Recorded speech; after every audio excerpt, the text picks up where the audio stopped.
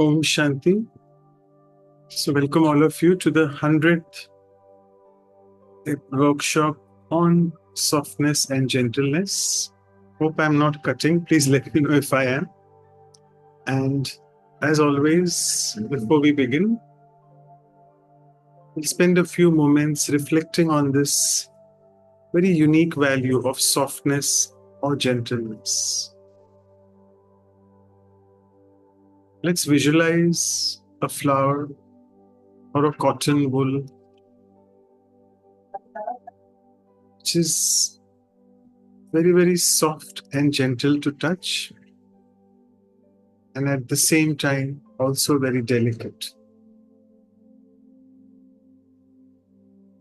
And asking oneself this question, am I soft-hearted? Which means kind and compassionate. And also, am I gentle in my approach, in my behaviors with others? And each to his own.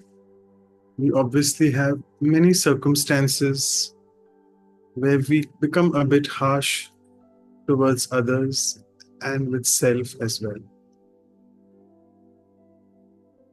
So let's, from today's workshop,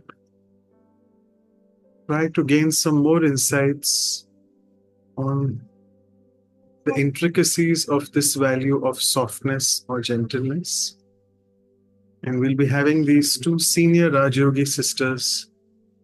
We're so happy that they will be joining with us after the 1 hour of experiential exercises which we do. So with this reflection, I would welcome all the participants, and along with that, our dear interpreters and recorders, and very important, our dear facilitators. So Sister Anu from Vancouver and Sister Shruti from Arizona. So welcome both of you. And as always, we move on to the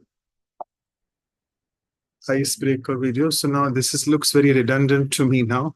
I think we should remove these now because we've already reached 100. We'll be adding 100 here later. And this is a little bit of icebreaker, which is very evident from the video itself. But see, what are the other things? It's not an animated thing in one way. Everything is self-explanatory. Someone is speaking about the value of gentleness. And see what insights you want to share after seeing the video. It's a brief 2.5 minute video. So let's see. Okay, so just a disclaimer, we are not trying to promote any religion here. So please take it in the right spirit. It's a beautiful explanation about gentleness and what gentleness doesn't mean. So, okay, so everything was mentioned in the video. If you all can quickly share your thoughts on gentleness, or even about the video, whatever you all prefer. We have plenty of time today, 4 minutes left. You all can start writing in the chat box. Very gently if you can. And you can speak softly if you feel you want to share your sharings orally. I think the settings are all, you all can unmute yourself, yeah. I think I have to do it. Yeah, sorry, it's okay. I did it. So I think you all can unmute yourself now, and you all can write also, right? Okay, so Sister Rena, thank you always for being the savior and the opening batsman. Gentleness is such that it inspires the same in others, even the not so gentle ones, right? Mannat says gentleness requires so much strength that we can gently make the weak stronger. Interesting. Gently make the weak stronger. Wow. Now you can chat to everyone. So the okay, they are coming. Messages you can put to everyone later. I'll just copy it for everyone. Okay. Right. Sorry for that. So it's a good one. Gently make the weak stronger. We should be so gentle that they don't even realize that we are influencing them through our gentleness. Okay. Vasudev is saying caring, right? I've just put the first sharing was Sister Anna sharing. Roddy is saying sweetness, elegance, and elevated behaviors. Right, wonderful. So we know that there are many corollaries to this gentleness value, though it is not spoken a lot about, but we speak about other things like sweetness and elegance. I think we have covered sweetness before, haven't we? I don't remember. And elegance we have not covered. Do you all remember? I don't think we have covered sweetness now. Okay. Even elegance is not covered. So good, Roddy. You're giving us nice food for thought. Right. Being kind to ourselves and others. That's what Kanchan has to say. Good. Thank you. Right. And if someone wants to speak, you all can unmute. You all are able to do that now. Yes, Rehna Ben, thank you. I know sweetness is covered. How come we are forgetting the organizing team? I remember sweetness was covered. Okay, yeah. Anyway, thank you for reminding us. All these values are like sort of in our head now. We sometimes feel that this is not covered, and then we realize, oh, it was covered. Okay, Michael says remaining in my quality will create softness naturally, even if I don't express consciously softness, right? So remaining in my that state or quality. Swati says it's a great virtue and power to be kind to others. Okay, so we have Dr. Mehta also. Thank you, Dr. Mehta. You're joining from the car. Om Shanti. Thank you. God for the emergency. I missed the meeting earlier. Anyway, I think No problem. gentleness to me as a surgeon is gentle to the tissues while you're operating, gentle to the touch when you examine a patient, have sweet words and positive thinking. Thank you. Wow, fantastic. So there's a surgeon speaking, a senior surgeon. So gentleness while operating and also as a physician while speaking to the patient. Soft words. Fantastic. And Rehna said the brother mentioned about, yes, Adaram Maduram. That's the shlok which we have about Sri Krishna. Thank you. And last sharing I'll take again, brother, you have to just translate it's in Portuguese. So I think with this, thank you all of you all for your sharings. We'll move on to the first activity. Over to you, Sister Anu. Thank you. Thank you, Brother Manoj. Thank you, Dr. Mehta. Happy to have you and having your sharing. That's true. A senior surgeon who got recently honored with prestigious distinction in the cancer care. I think I have to know more about it, but yeah, he is internationally renowned oncologist. So if the participants do not know, it's a hearty congratulations from all of us to you, Dr. Mehta. So thank you for being with us even from the car. We are happy to have you back today. So yeah, beautiful sharings. Let's move on to the first exercise. As we always do, the very first one is to reflect on this gentle, soft behavior. What are the advantages of it? So for that, let's reflect on an experience from our life where we have interacted with a soft-hearted or gentle person. So how was our experience? What is that we felt? And as you reflect on that experience, so bring to your memory now that who was one of the soft or gentle person you interacted with, and what was the advantages you felt. So what is that you can pin down, that what are the advantages of a gentle. So we can take the sharing for that. Let's take a minute to reflect on this.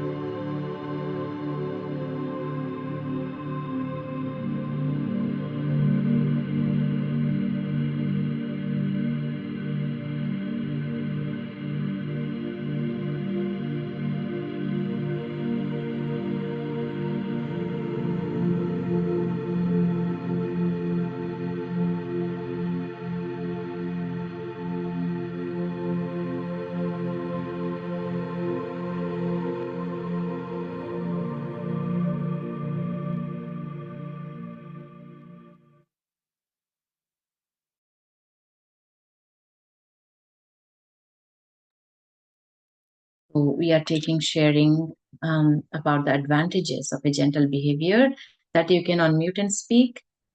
So as you reflected through a situation where you interacted with a person, what was the feeling and what would you say the advantages of gentle behavior? So I'll invite you to unmute and speak if you like to share. Okay, I'm Shanti, sister. Yeah, so I will say that softness obviously is close to sweetness, and for me is the result of all power and quality.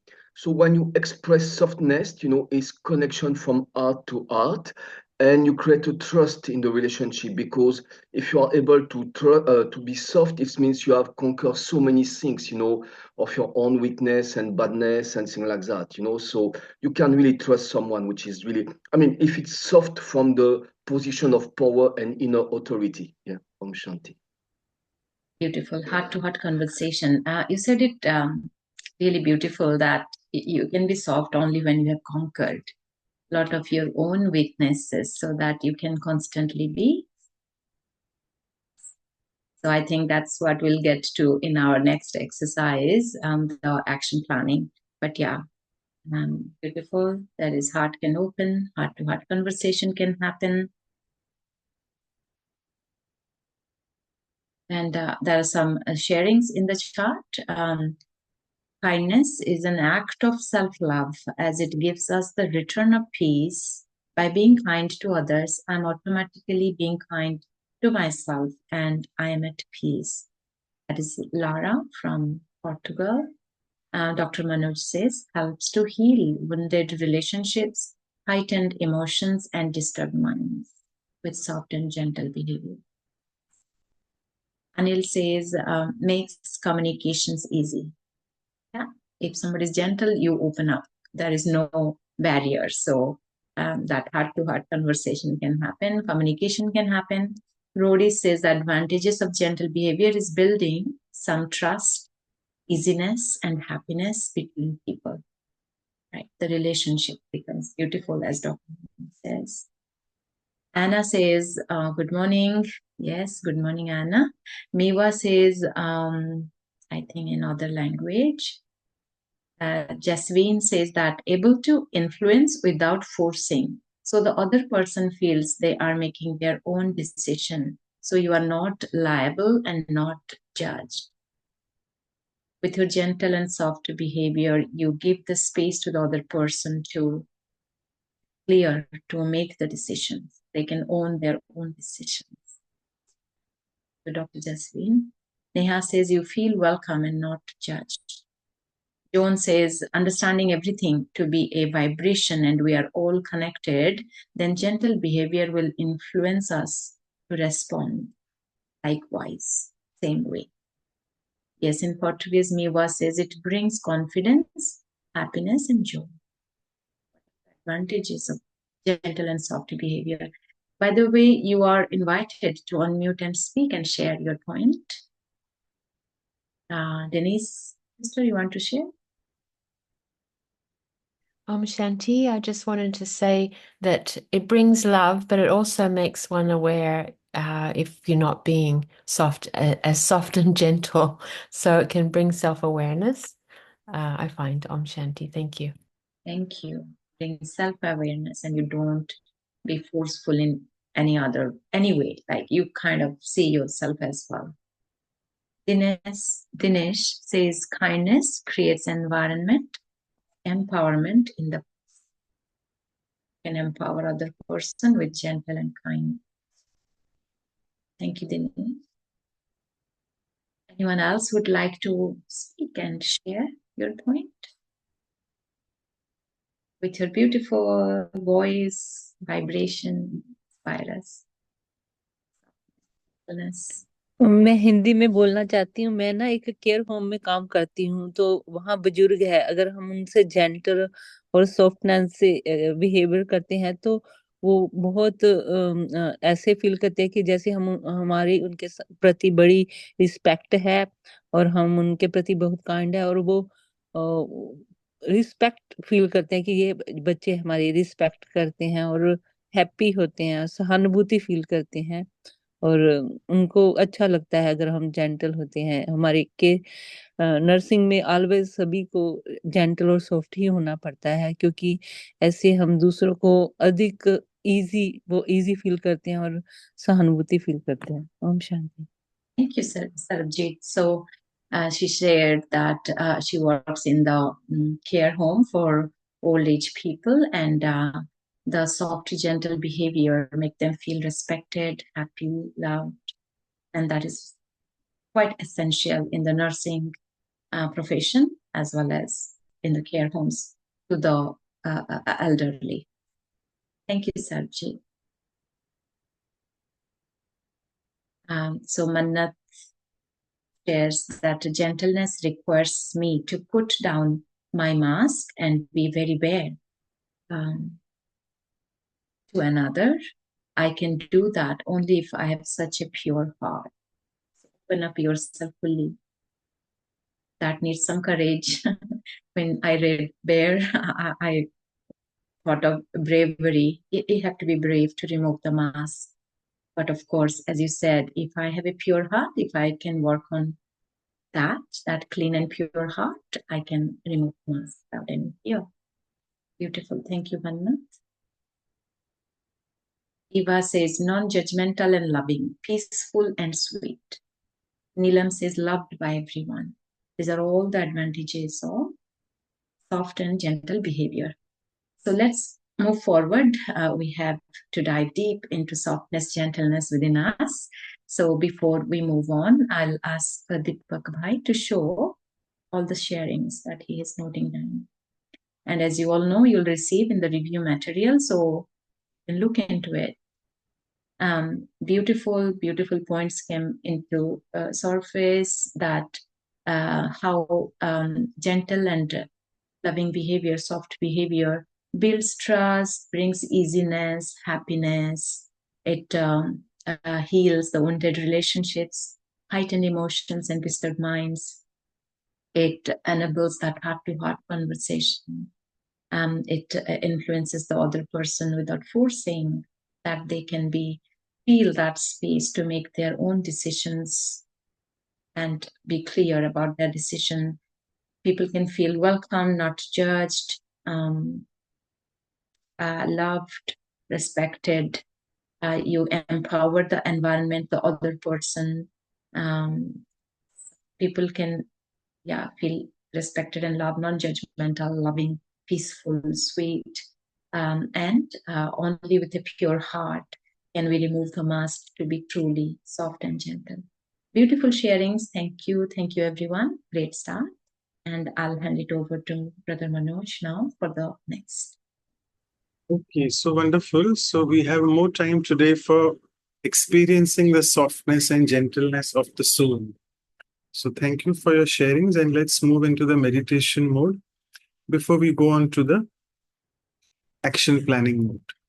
So I hope I'm not cutting off as I speak, because I've started the music as well. You're Right. not. So, I'll let you. am I? Thank you. So let's move on. And today, as we move further in the meditation, let's sit back. And the core of Raj Yoga being soul consciousness, we'll try to experience that.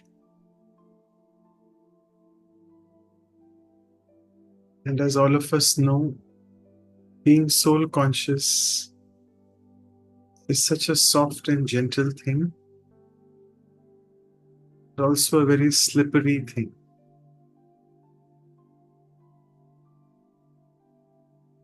It comes on, and suddenly then I get another thought related to my body,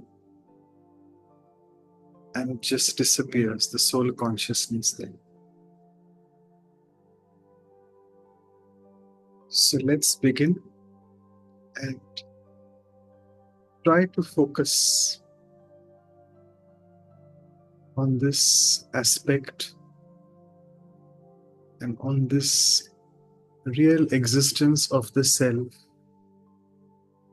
that I am a pure conscient being of light.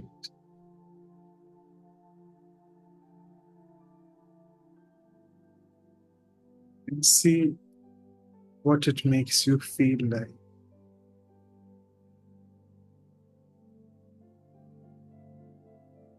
Automatically, your thoughts start to slow down.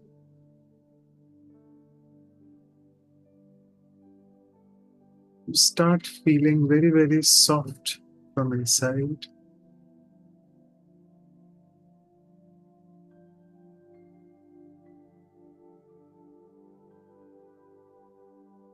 And automatically, you become gentle in your nature.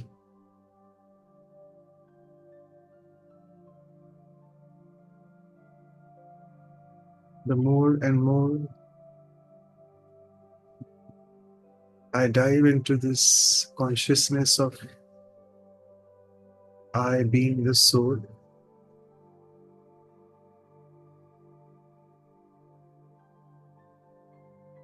I see myself being transformed.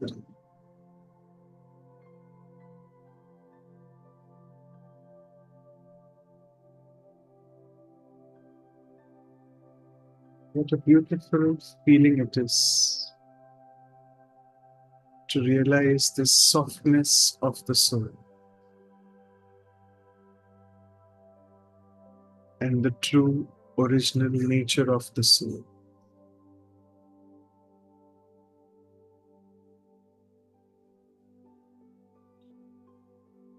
Let's take the second step now, moving from soul consciousness to supreme soul consciousness.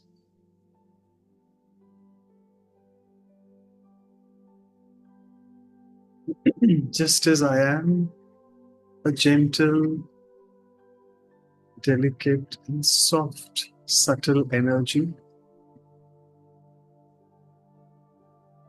so is God, the Supreme Being. He is the ocean of all the subtleties which we possess ourselves. He is the ocean of all the softness and gentleness which the soul needs.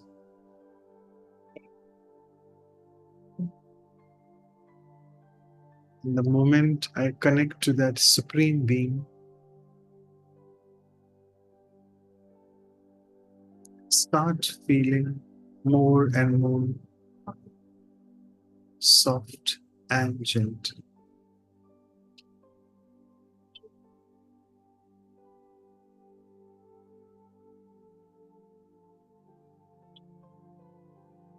Because that's my intrinsic nature. And I resonate now on that beautiful level of energy, which is very subtle and soft and gentle.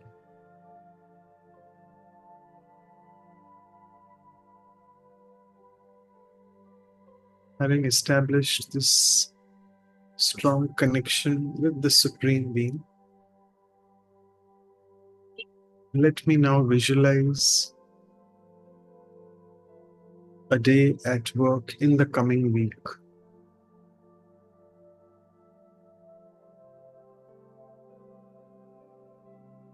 As I start from home,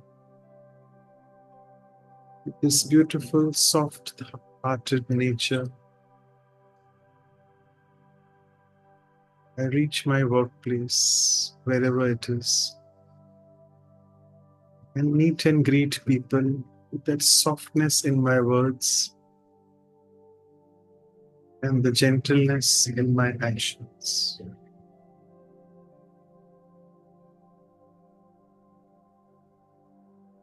And as the day goes by, challenges do come up, but can I still retain my softness and gentleness within?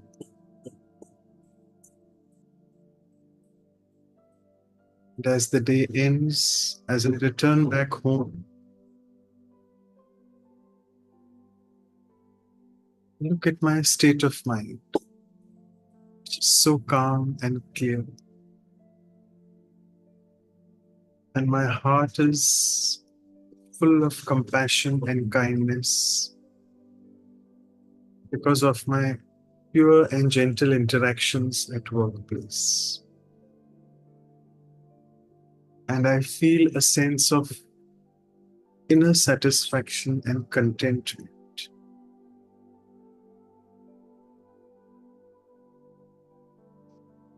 So with this short meditative reflection, stop sharing the screen and we'll move on to the action planning.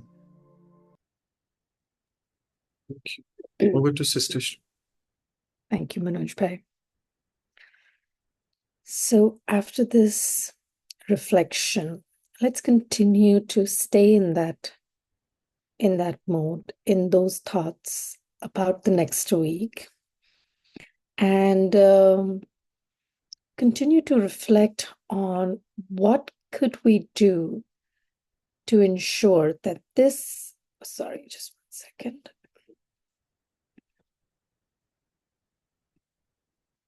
What can we do to ensure that this awareness or this visualization actually comes true, not just next week, but every single day, and continues to be something that we build on? So what are those actual thoughts or thought patterns that I need to change? What are some belief systems? What are some reminders that I can create for myself to continue to remain in this awareness, in this experience of softness and gentleness, and continue to allow myself to be in this mode, to allow others to experience softness and gentleness through me. So we'll take about a few minutes to reflect and then come back to discuss. So a couple of minutes.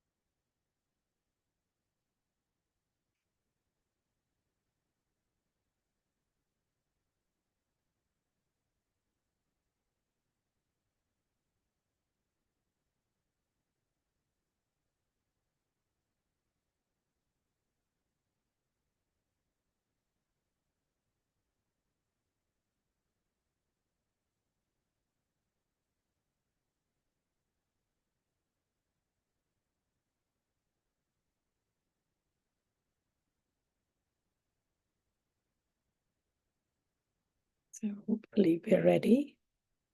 Again, what actual changes in thought patterns and belief systems? What can I actually do? Maybe reminders, different thoughts to ensure that there is softness and gentleness. Everything that I'm experiencing right now becomes permanent. Right. Okay. I do see some chat messages, but again, I would love for you to unmute and share. Shanti, sister. Shanti. Okay. Yes. Please go ahead, Swati. I'll come back to you, Brother Michael. Om Shanti, all. It's Rutish sister. Thank you so much. For me, when I joined the family of Brahma Kumaris and with Baba, Before that, I was, I think, completely different person. I can still remember the day when my mom introduced with the Murli, and first time I wasn't accepting it. And after that, the transformation is, I don't have the words, like total transformation for me.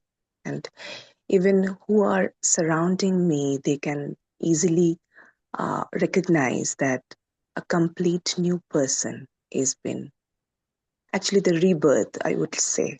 So the gentleness, the softness that has been integrated greatly and helped me with my transformation to become a part of this wonderful family.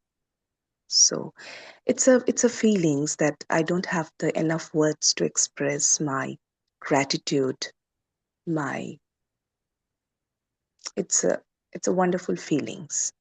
So thank you so much. And each and uh, every morning when I pray, when I start my journey, and in the morning time when I actually meditate, I can feel the energy that is been stored for the entire day, for my work, for my day-to-day activities, which is inspiring me to continue even the stressful situation has been coming.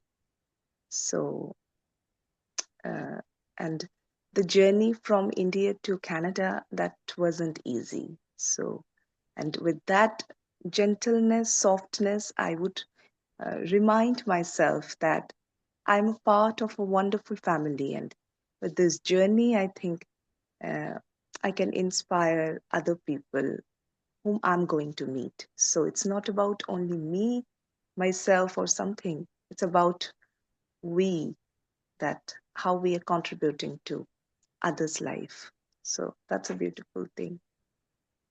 Very nice. Thank you. So Om I think if Shanti. I can, I'm Shanti. I think if I can summarize, um, I think it would be a few things: leading a spiritual life, daily meditation, the sense of family, the sense of being there for everyone. I think it was a very, very beautiful point. And just as an aside, since you started about your journey into Brahma Kumaris, I mean, and we'll see this with our speakers, there's almost like, for a lot of people on the outside, I've heard people say that there is a distinct voice, there's a distinct gentleness when it comes to the Brahma Kumari speakers. So there is something about the meditation and leading a spiritual life that does make gentleness a way of living. So thank you for sharing and highlighting it. Brother Michael, would you like to speak now? Yeah, Om Shanti. Thank you. Yeah, for me, as long as I have faith in myself, in my role, in my effort, in my improvement, and I remain self-centered, first of all, I will not be disturbed by whatever others are doing, bad or very good. So no jealousy, no irritation. And for those who are doing very good, I will understand they are participating to the establishment of a better world in which I am part of it. So all together, we are working for that. So I'm so happy they are doing it. But as long as I'm not disturbed, and as long as I believe in all of what I said before, so then I will be very soft. Very nice. I like where you started. It's about having faith, and I know you use the word self-centered, but it's really about being focused on yourself. So there's no jealousy and there's no comparison. And that allows beautiful. Thank you. Anybody else? Again, I'm seeing the chat messages, but I really encourage you to just unmute and share. Shanti, just quickly, for me, if I'm soft and gentle with myself, then I can be soft and gentle with others. That's what I notice, that not to be Beautiful. too hard on myself. Shanti, thank you. Beautiful. Thank you. Anyone else? Yeah, Om Shanti. Yes. According to this thought, I think we are what we accept to the other people behavior with us. So we should we behave with others. If we accept the other people be soft and kind with us, so we should be behave with same. So we always think about other point of view, other people's way. So we should do soft and polite to the others. Very Thank nice. you. Very nice. So what we want from others is what we need to offer to them. That's beautiful. Thank you. Yes, Vandana, please go ahead.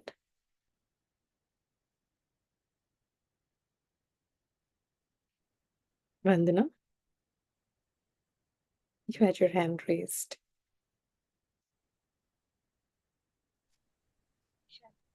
Yeah, she's on the video, and you can just Yeah. unmute again. Vandana, yeah.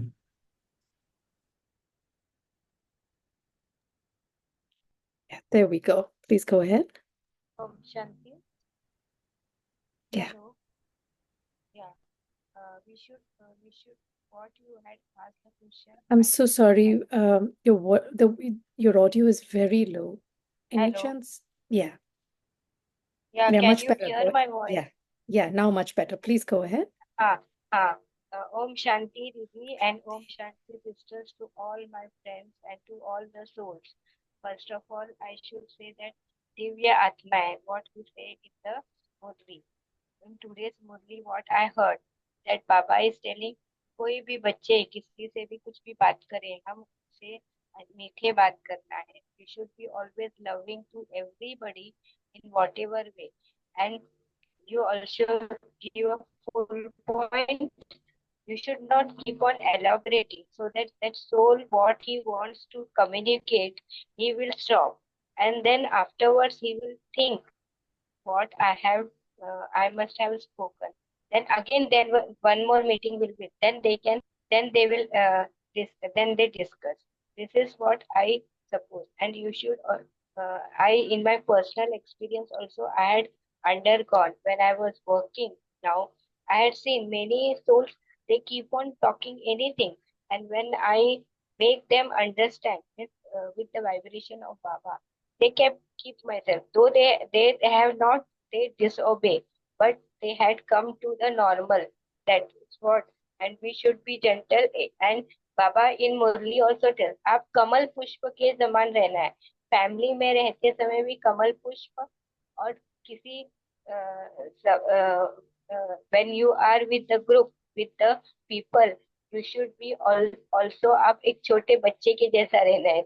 Then only Baba will love you to you, and Baba will give inspiration to grow up. Thank you, Didi, and thank you, sisters.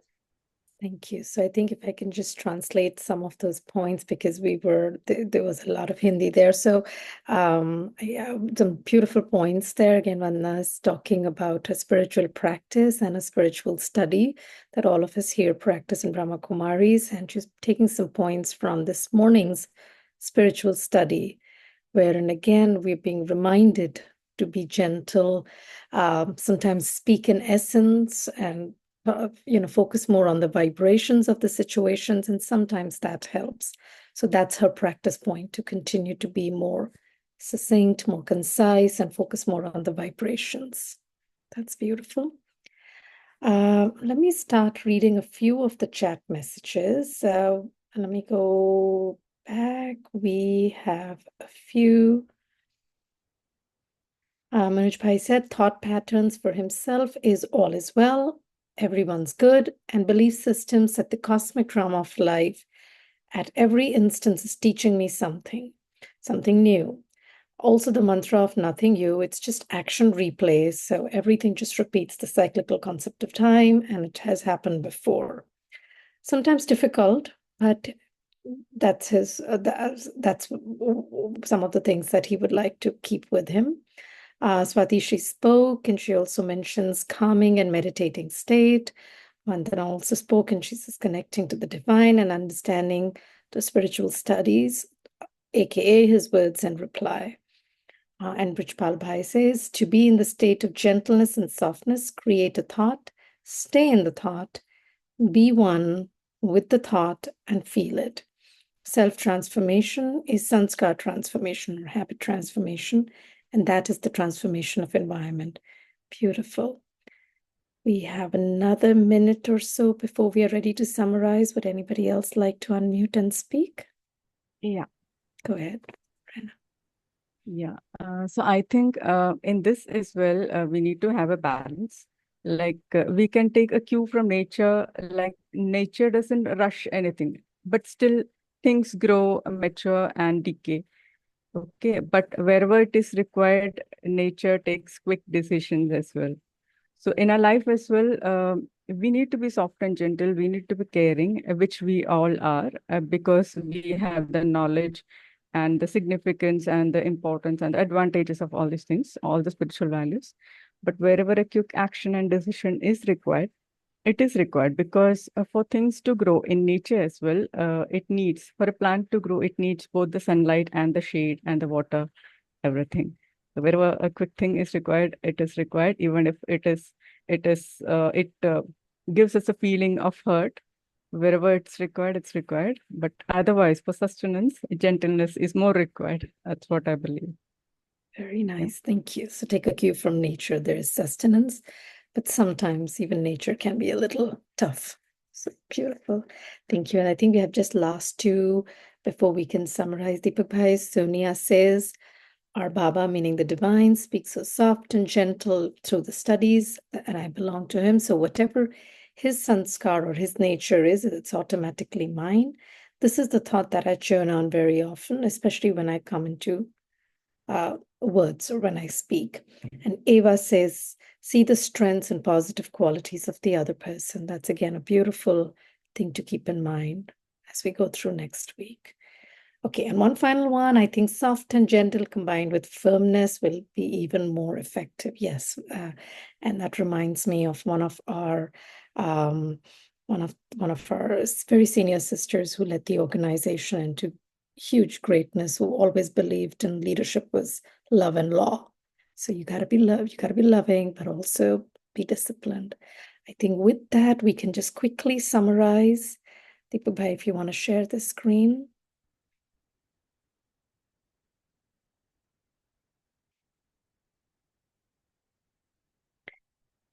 Thank you. So again, some lovely thoughts, lovely patterns that we were able to bring forward. The first one is about just the divine studies or spiritual studies, that if I belong to God, then if he's kind and soft and gentle, then that's how I should be. This is the thought that I will churn on, especially when I come into words. Thought patterns, all my thought patterns will be all is well, everyone's good. The belief system that about the cosmic drama of life at every instance is teaching me something new. Also, the mantra of nothing new, it's just action replay, it has happened before. Staying in a calm and meditative state. Related to that, connecting to God again through divine and also with spiritual studies and understanding his words.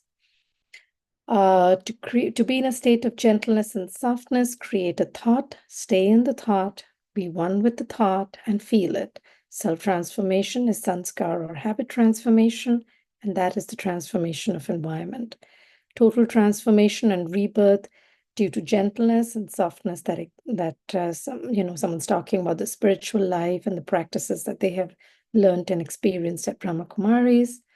Offer goodness irrespective of what the other gives, and be part of a new world establishment or a new world that believes in love. When I'm soft and gentle with myself, I can easily be soft and gentle with others. We should be polite to others and think of other situation, and that will allow us to return back to politeness. Be loving to all souls, irrespective of who they are. We're all children of God. Be lotus-like, be detached, loving, and need to be balanced like nature, which is both gentle, kind, give sustenance, yet firmness to be more effective. So I think with that, few minutes behind, but back to you, Manoj Bhai.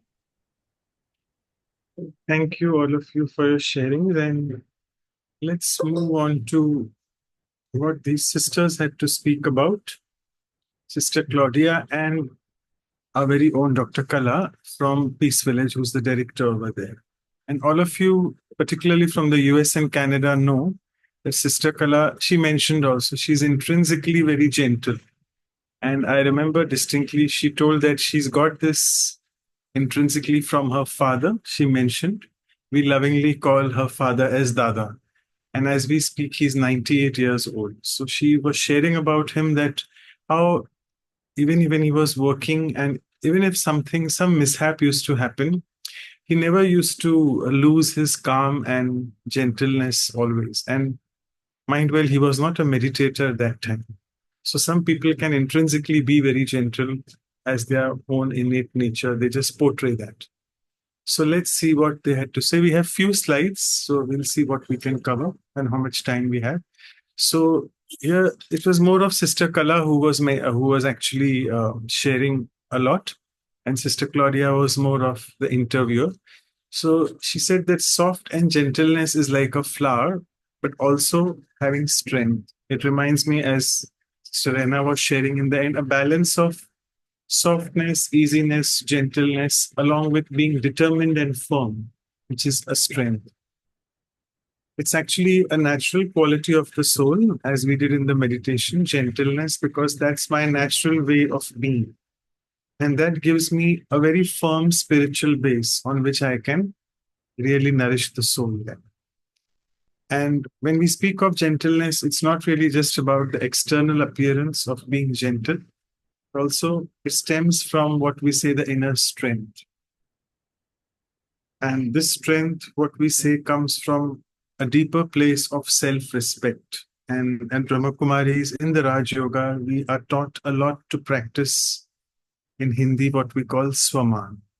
These are nothing but points of self-respect, which we try to reiterate and relive and again remind ourselves so that my inner core becomes strong and then gentleness becomes easy. So she said that I nurture it, I believe it, and I have confidence in it, that yes, I am this beautiful, sparkling soul energy. And also, as we discussed, that if we naturally are in soul conscious state, we would really not offend people and we would really not hurt unknowingly, because sometimes that's what people say. Oh, I didn't mean it, but I'm so sorry it hurt you. But usually there's nothing called I don't mean it. Basically, we need to really work on our thoughts, because if my thoughts are pure, nice, and gentle, my words automatically will exude that gentleness. So it won't really hurt anyone. Why is this value so important? So she said that sometimes you think it is the right approach, but the other person is at a different level and not ready to accept your gentleness. So let's, again, in the question answer, if I get time, but I'll just cover it now, that people fake being gentle. They may not really intrinsically be gentle, but just to get their work done, they may speak softly and nicely and be very nice with you. So Kala's sister said that there's no need to judge what the other person is. Let me just be myself as I am. And even if someone is not gentle with me, it's okay. They are not ready, because at the moment they are not ready for that. Let me just hold on to my gentleness, because it is basically when I am gentle, the vibration is being created by me, and I am the first one to benefit from that. And she said that this is important because it slows down our thought process. And then we can say it's okay, even if someone is negative. So we should learn this tact of saying it's okay. It reminds me of a film here in India, the Bollywood film, All Is Well. It was, I think, Amir Khan in that, the big film, which was quite a big hit here. So it's good to tell yourselves, all is well, it's okay. And we need to remember negative doesn't have to clash with the negative, because this is what we call the power of transformation in Raj Yoga. If someone is throwing a negative ball to us, we can make sure that we do it opposite, kind of transform it. With so much going on in our mind and body, if we cannot be gentle with ourselves, then who else can we be with? It reminds me of Sister Denise, who just shared a while ago that it all starts with the self. So be gentle with the self. And all of us fondly remember our dear brother Nirvair Bhai Sahib. He was an embodiment, an epitome of a lot of softness and gentleness. And we dedicated our last episode 100 to him. And also, I think the wave is still going on. So we still dedicate this workshop to him as well.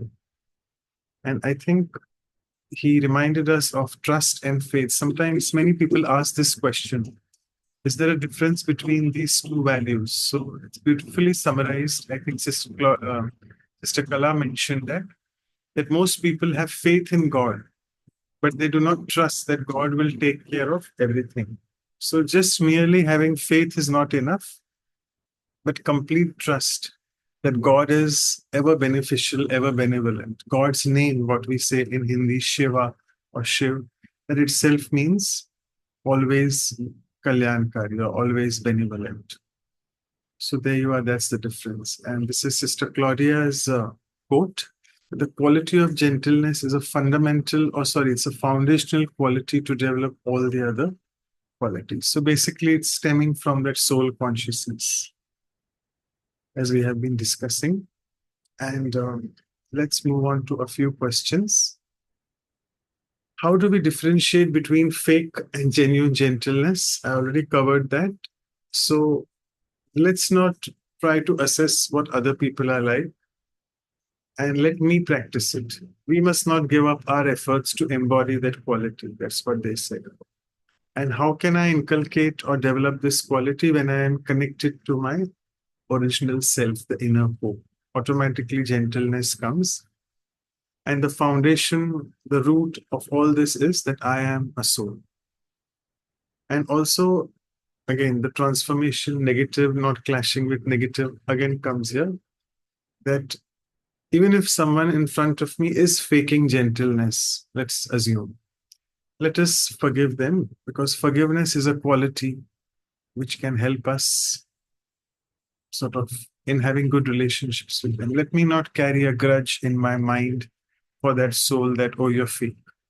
Again, what we say here at Brahma Kumaris is good wishes and pure feelings. So next question is, there's a thin line between being easy and being complacent. And how do we know when we have crossed that line? So again, a beautiful answer. As we discussed, that we need to have a balance. I should be easy with the self and I should be so nice with myself, but that doesn't mean I become lazy.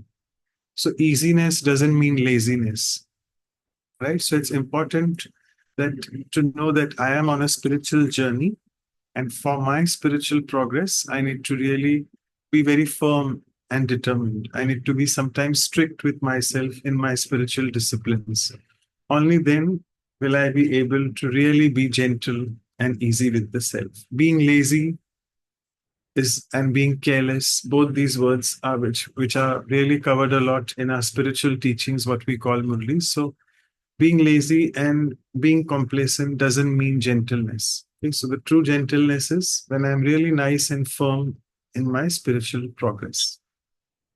And how do we strike a balance between being soft and strict with patience?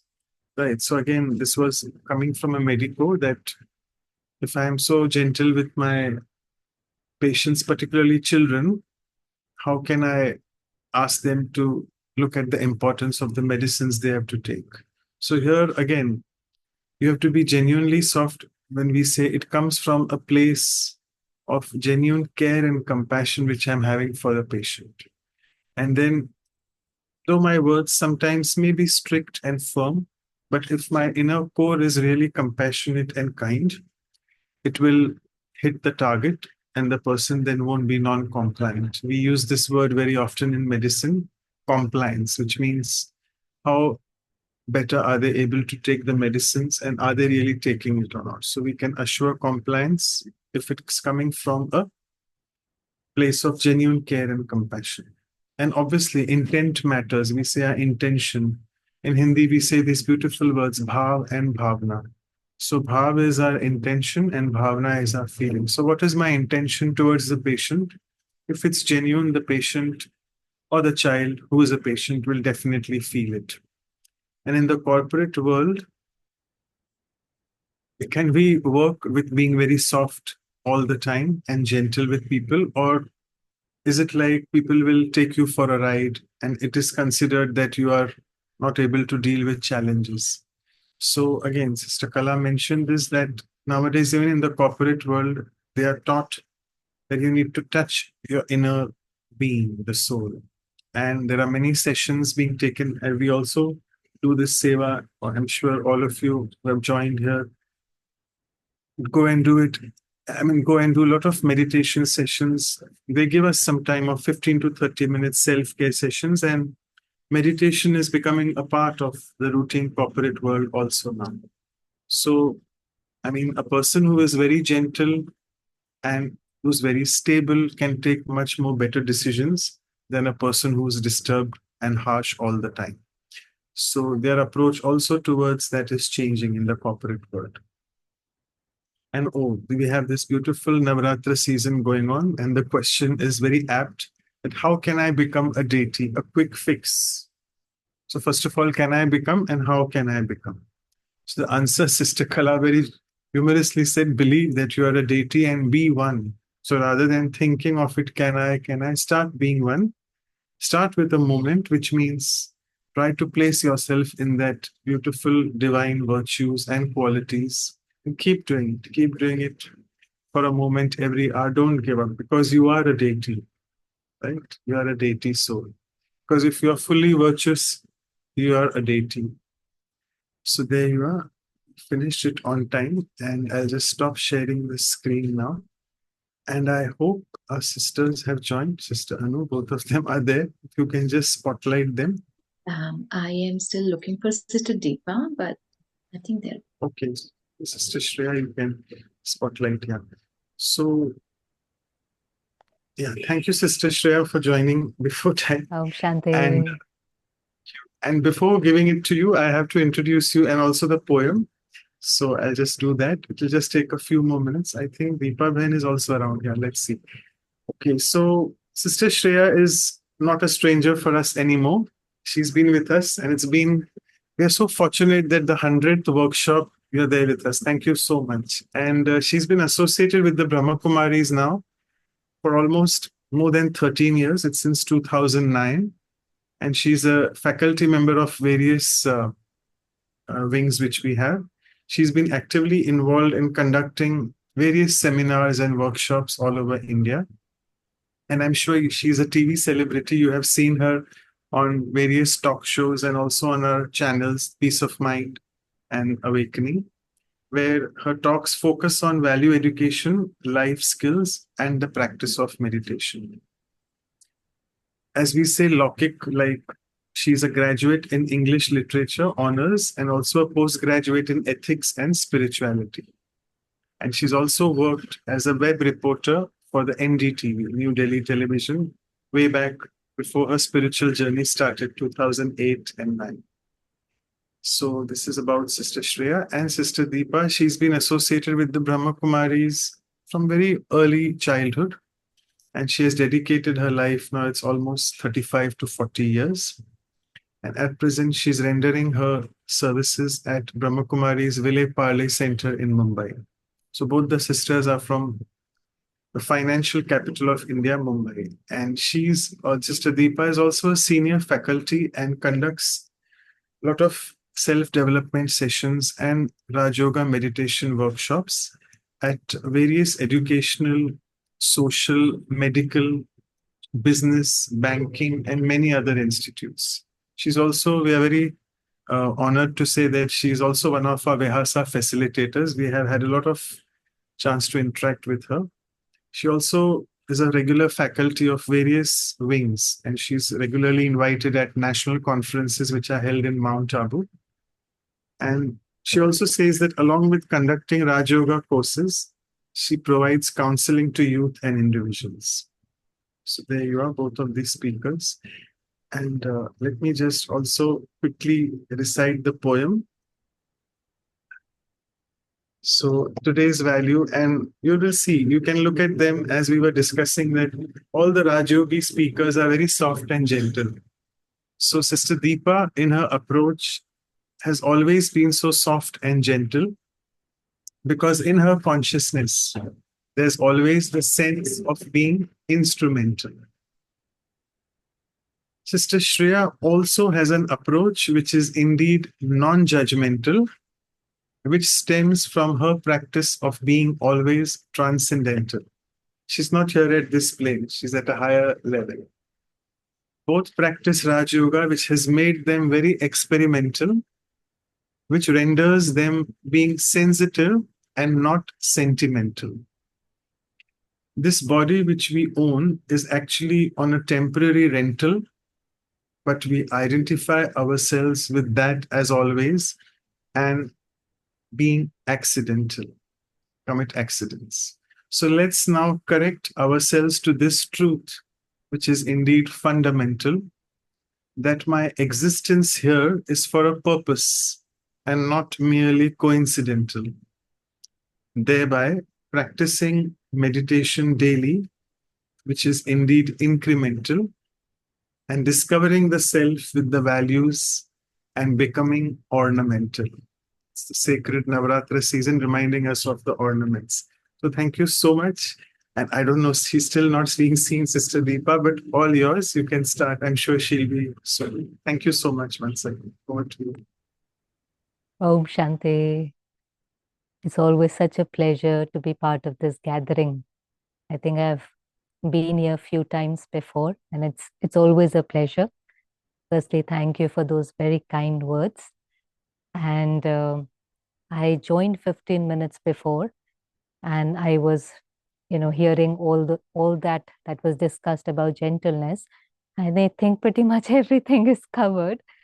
Still, when I was thinking about the word gentleness, I felt it's more like the fruit.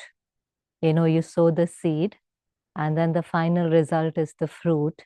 And that's what you see when you come across somebody who's very gentle, whether in their thoughts, words, or actions, they're very powerful. So it's Navratri season, and you just displayed the beautiful deity. And if you look at any deity, in the hands, you will see the weapons, which is the powers, not just 8 powers, but many, many powers. And only when you're very, very powerful, when you have all these powerful, then when you look at the face of the deity, you can see gentleness, you can see love, compassion, power. So it's first that you need to become powerful, and then you can see those virtues. Is something that I feel that it's always first becoming powerful. And if you're not powerful, if you don't imbibe those powers, and powers are also something that comes with time, like you need to practice. Of course, we sit with Baba and we meditate and we take those powers. But then we need to start using them in our lives, in every situation, with every person. And gradually they start to develop. And more they start to develop, like anything, you practice, and then you can feel that you're more tolerant, you can accommodate more, you're able to take decision in a second.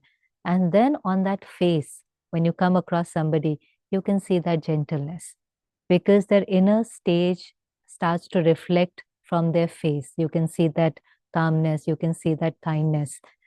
But some of the things that I feel that we need to be very gentle, of course, first with the self, because what you do with yourself, how you treat yourself is fundamental, and it's that base with which how you're going to treat other people. And it's a long journey. This spiritual journey, it's a long journey. I think the other day Baba was saying that it's quite difficult also. Normally he says it's very easy, but a few days back in Murli, even he was saying that it's quite difficult. So one has to be very gentle and compassionate with themselves. We're in battlefield also. And it's okay to make mistakes. It's okay to cry sometimes. It's okay to fail. It's okay. I really feel it's okay. It's a journey. It's all up and down. Finally, we will reach that stage of perfection. But all this will happen. You have never seen a soldier without a scar. I mean, if there is somebody in the battlefield, they will have some scars. So to accept that I have stepped on to the highest journey and I am making effort. I am not blaming anybody. I am not complaining, but I have taken this responsibility to transform myself. But it will take time. Tadi Janki once said that all you need in this journey is She said, you need three things. And she said, the first is patience, and the second is patience, and she said the third is more patience. So, to be patient with yourself also, that it's okay. Like Baba also says, two things Baba says, that don't become disheartened, and he says, don't go in guilt. 1 second of realization is important. But then he also says, don't spend time in being guilty or being disheartened, because then the soul power reduces. You just waste more energy. There are times when we wasted a lot of time, we've been lazy or careless on this journey. And then also Baba will say, okay, past is past, put a full stop. From tomorrow, create a determined thought and start your effort.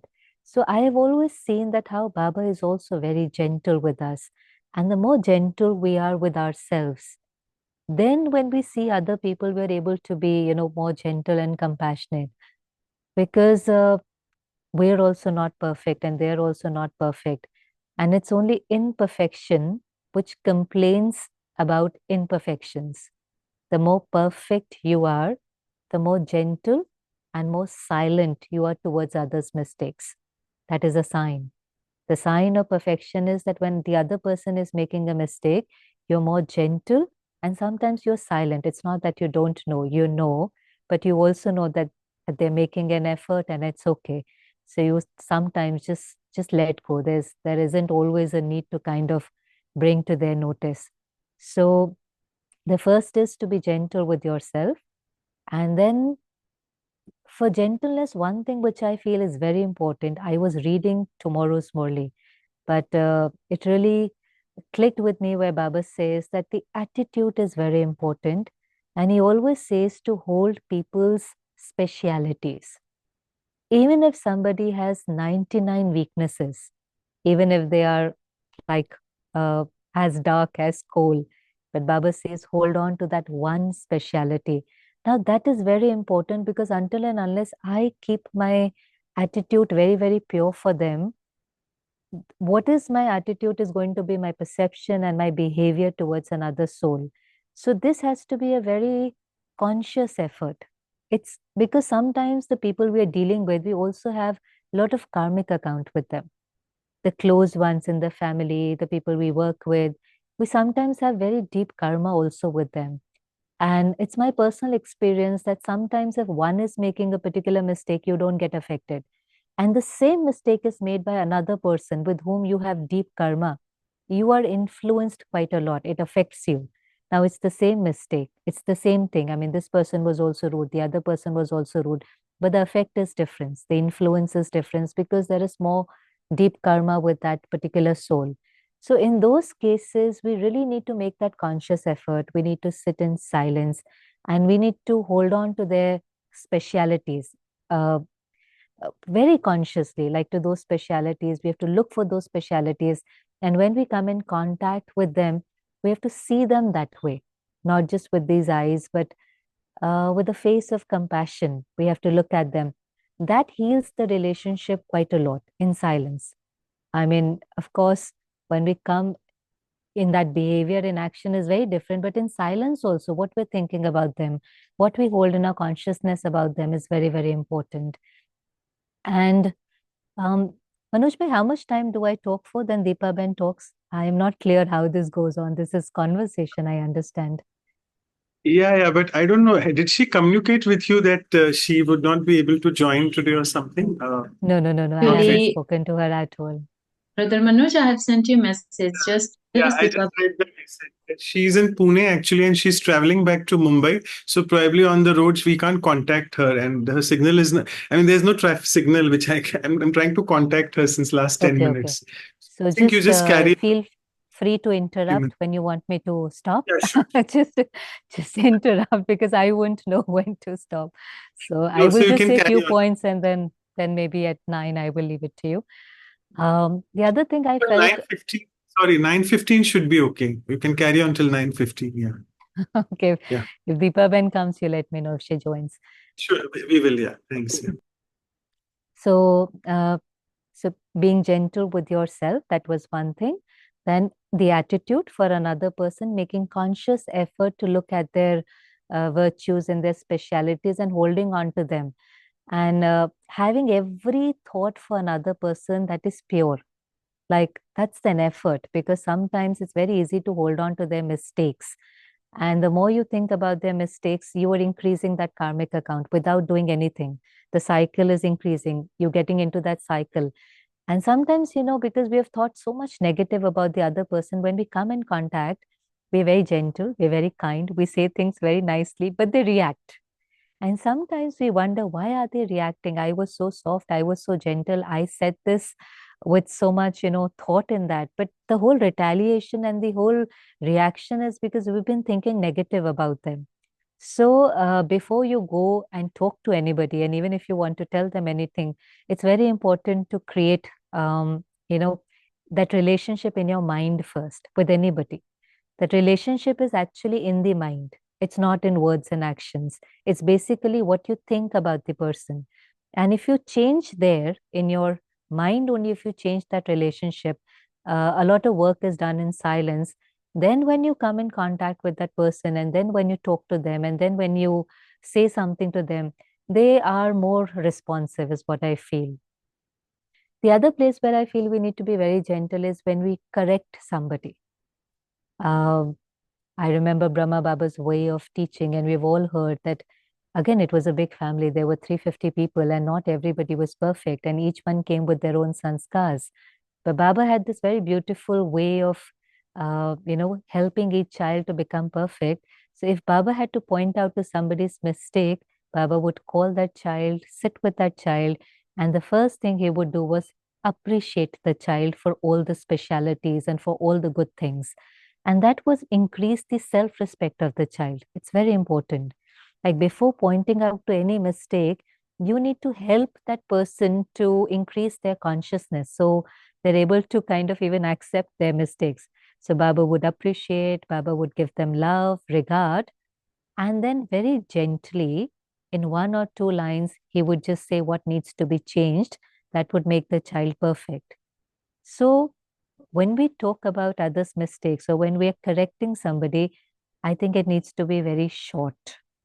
Like if we go on for 5, 10, 15 minutes, it's a very clear sign that their weakness has already disturbed us, has created a lot of disturbance. If we are not influenced or disturbed by their weakness, and our intent is very pure, the intent is only to transform them, that's the pure intent, then I think we will correct them if we are on that position again. We don't need to go correcting everybody. But if we are on that position where we're a leader or a parent, or we are on that responsible position where we need to tell other people, then I think it has to be in very, very few lines. And after first increasing their self-respect. So anytime when you're talking about people's mistake or correcting them, that has to be very gentle, which is not very easy again, because what happens is their weaknesses or their mistake, when it influences us, we get disturbed and we want to take out that frustration. So we want to tell them that you are responsible for what I'm feeling. I'm hurt because of you. We want to just release that energy. It's so powerful. And then we go on talking, talking, talking, talking, and we just ruin that relationship. And in those moments that that power is needed, where you tell yourself, I will tell them what I need to tell them, but I will tell them tomorrow when I'm stable and they are stable. Like you really have to hold on to yourself and say, I will tell them, but not today. So anytime when we have to talk about these, when we have to correct somebody, or it's about somebody's mistake, or it's a teaching, we have to make sure that we are also stable and they are also stable. We don't have to talk about it when either one of us are disturbed. So I also need to be very stable and filled with a lot of love. And they also need to be very, very stable and more receptive. Then only they'll be able to take it. So that's another place. One more area where we need to be very gentle is when we, um, sometimes when people are saying, I'm very honest and very blatant, and I will say what I have to say. But again, Baba says that even if you're honest, say it with dignity and say it with grace. Satyata bhi sabhyata ke saath bolo. That's what the phrase in Hindi is. So even if you think that what you're saying is completely true, then also it has to be very, very gentle. You can't just go talking about it and rejecting another person. So that's another place which is difficult, because Baba says when you are at fault, it's easy. But when you feel that I'm completely right, there was this Murli couple of weeks back, and he said that even if you are right, even if you are 100% right, then also you need to tolerate, because this is Baba's Srimad. But again, tolerance doesn't mean suffering, it's not. Sometimes gentleness can come across being very weak or being very soft. Now, there's a difference. One is, I don't have the power to say something. It's more submissive. You can make out, that the person is suffering inside, but they don't want to say, because they think that if I say this, the relationship will become more sour, or I will lose my privileges, or I don't know, those kind of thoughts, and they keep suffering inside. So it's more a feeling of victim. And sometimes it can come across as humility also. That's a very sad part. It's the other person is basically suffering. They are very submissive, but it may look like that they're very tolerant and they're very humble. And sometimes people can label them also, that you're very tolerant. I know of this one sister who doesn't respond when she needs to. She keeps quiet and she takes everything. And even when she should talk and she should say no, or wherever she needs to say something, she won't, and she'll just kind of take it all in. And everybody kept saying that she's very tolerant, she has a lot of power of accommodation. And then she started identifying with it. But that wasn't tolerance, because there was a lot of suffering inside, there was a lot of disturbance inside. Tolerance is when you are at peace. The other person is saying or doing something which is not right, but you're not affected by it. You're not disturbed. You're at peace inside. There's total stability. You're not hurt. You're not affected.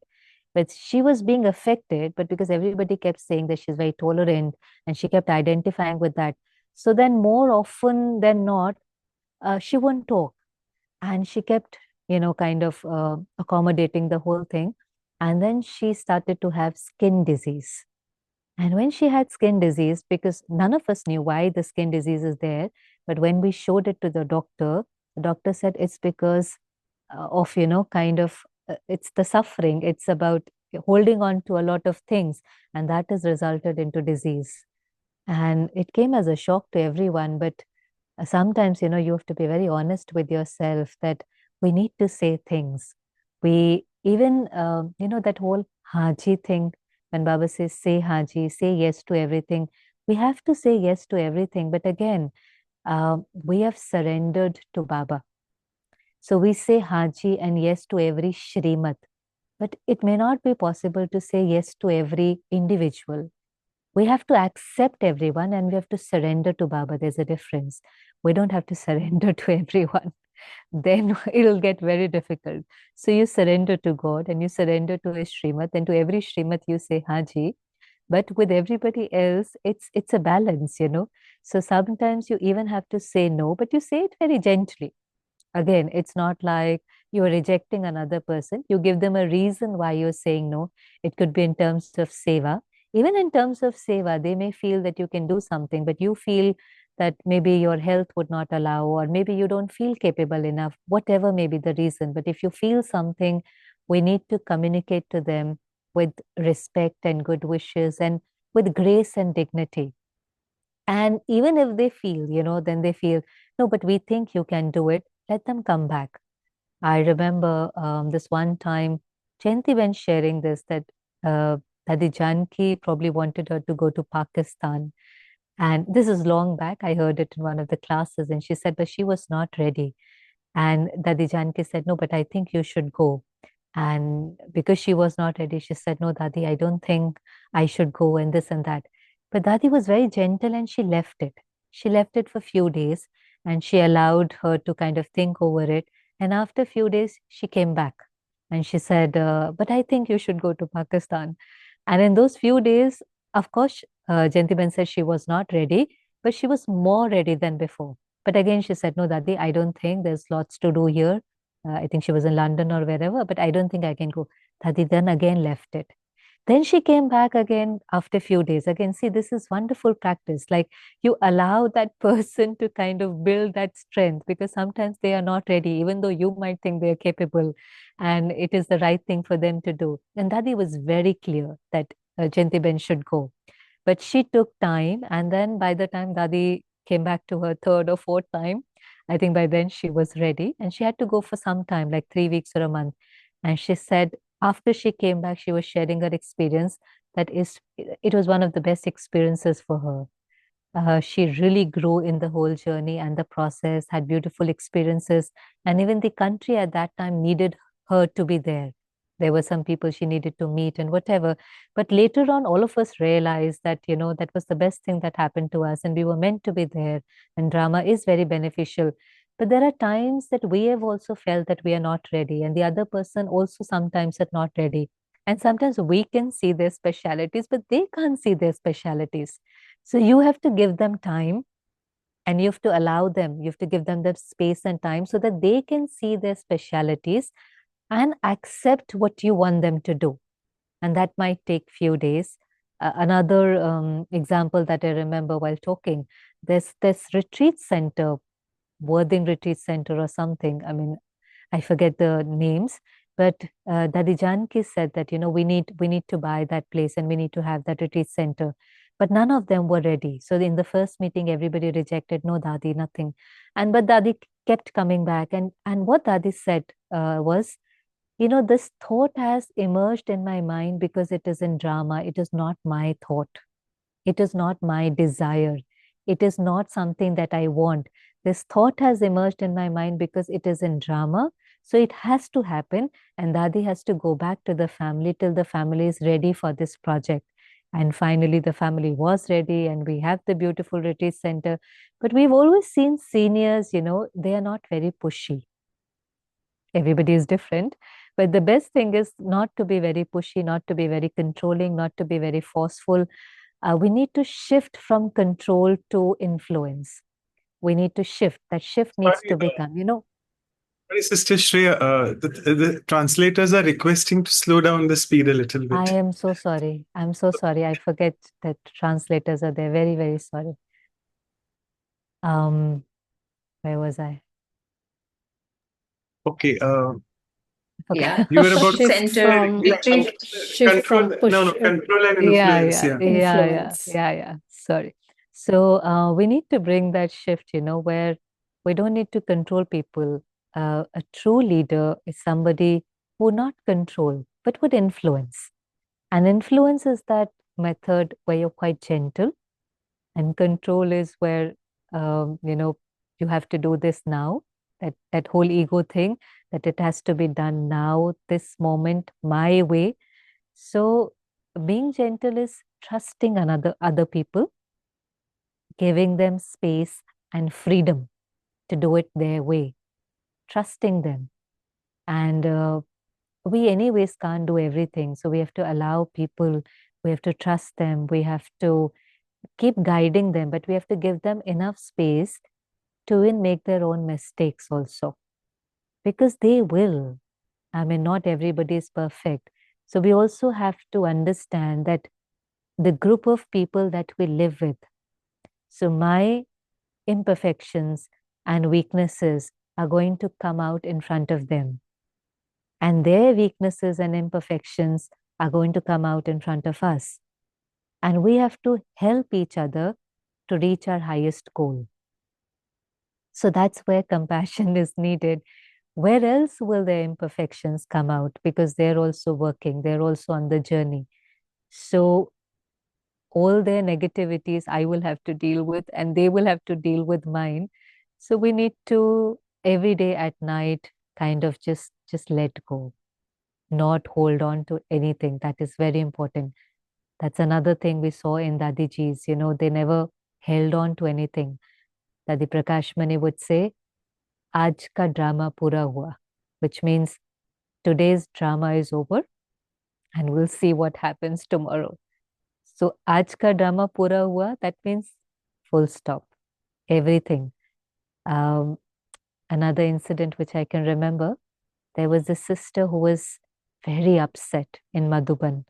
And Dadi Prakashmani was sitting with another sister somewhere in Madhuban on a swing or something. This sister who was very upset, she came to Dadiji, Dadi Prakashmani.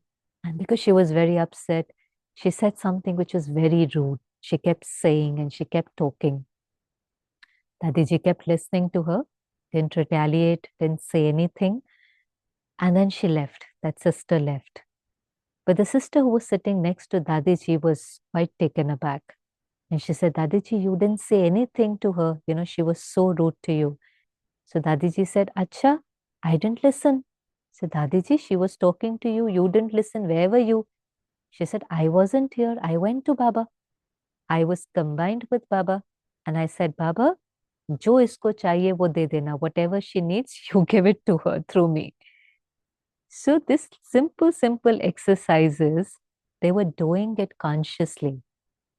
When somebody was being rude or insulting them or being upset with them, they were not there. They flew to Baba, stayed combined with Baba. They were detached and loving. They were detached in the sense they did not allow their negativity to influence them. But then they made an effort to radiate that kindness and goodness through their vibration. And she said, I just said, Baba, just give this soul whatever she needs. And the next day, the soul was fine. You know, sometimes we're in pain and we do all these things. And I feel the best support that we can give to any soul, the best support, the best help is not hold on. Because they realize they want to come back. And if we don't hold on and we're okay, like they come back, they start talking and we're okay. That's what power of cooperation is. That you don't make them feel that you made a mistake and you should now apologize and you should now say sorry. There's no need. We now know. There isn't even need for all of that. We just need to be okay and allow that soul to be okay and just move on. Move on. Because really everybody is making that effort. And more importantly, now we know that we're all soul on a journey. So there's so much that we're carrying from past also. So much trauma, so much pain. You know, this one time, this brother was driving a car and there was another car in front of him, which was driving very slow. So normally what happens if the car in front of you is very slow, you tend to get very irritated and upset. So he kept honking. And then he reached close to that car and there was a sticker which said physically handicapped. And the moment he realized, okay, there's somebody who is physically handicapped in the car, his irritation changed to compassion. It's okay, not a big deal. But you could see that sticker. In life, when we meet a lot of people, we have to see invisible stickers. People are not going to move around with the sticker, I'm going through a divorce, my child is not well, I'm going through financial problem, I just lost my job.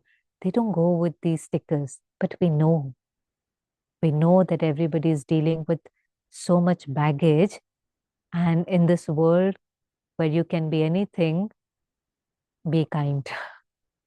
We need to be kind because we don't know what the other person is going through. We don't know and we don't need to know because sometimes we'll not be able to understand also. You know, there are times when people try to explain it to us also. You know, I was rude because this has happened, they said this, but we're not able to understand. And we say, so this gives you an excuse to be like this? This gives you, so they are trying to explain it to us why they were a certain way, but we're not able to understand. We say, but that doesn't give you an excuse to be rude. So that's where I've realized that, even if they try to explain, we don't understand. There isn't the need to understand. We just have to understand this much that if somebody was rude or angry or upset, they were in pain. That's all we need to understand. Only somebody who is in pain will radiate pain. That's all we need to understand. If I am filled with love, then only love will flow from me. And if love is not flowing, it's a clear sign that the other person is in pain. And that's where Baba says, just remember, Parvash, they're under the influence of their old sanskar. And, they say that if you can't help somebody, at least don't hate them because it makes them weaker. If you can't give good wishes, if you can't have compassion, then at least don't hate them or don't be angry with them because they're anyways weak. That's why they reacted or responded in such a manner. Now, if I hate them or I reject them, then I am only making them weaker. So if I can't have good wishes, let me just take care of myself. The first step is I take care of myself. The second step is I radiate good wishes and empower the soul. But if I can't radiate that, at least let me take care of myself. That's the first step. Being detached, not being influenced by their negative energy. That's the first step. And the second is being combined with Baba and radiating that love and good wishes so that I also empower another soul. Then tomorrow's Murli Baba is saying, don't become a judge. Don't say they will never change. Who has made you the judge? Baba is the judge. You should never lose hope for anyone. Always have this thought that they will transform. And if I can transform the world, I can transform the nature, then I can definitely transform myself and help empower others to transform. So, yeah, those are a few thoughts on gentleness. And maybe if you want to ask or comment or say something. Sure. Thank you so much. And just wanted to tell all the participants and all of you all that Sister Deepa sent her apology saying that she won't be able to join because she's not got the adequate setup wherever she's in Pune actually. I felt she's traveling back to Mumbai, but she's in Pune in the Defense Academy. So I would actually, everything is what we call perfect in the divine drama plan. So let us give a chance to our seniors whom we have. Both of them are doctors. Dr. Ashok Mehta, who's a famous oncosurgeon, and Sister Claudia, who also is a dental surgeon. Both of them are from the surgical specialty. So I would invite both of you to have a small conversation with Sister Deepa. Maybe you all can just first put forth your thoughts on gentleness, and then Sister Shreya can take it further. So over to both of you. Maybe we'll start with Dr. Mehta first. Yeah.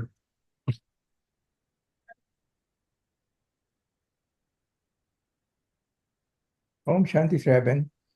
Om Such a pleasure. Shanti, such a pleasure to see you.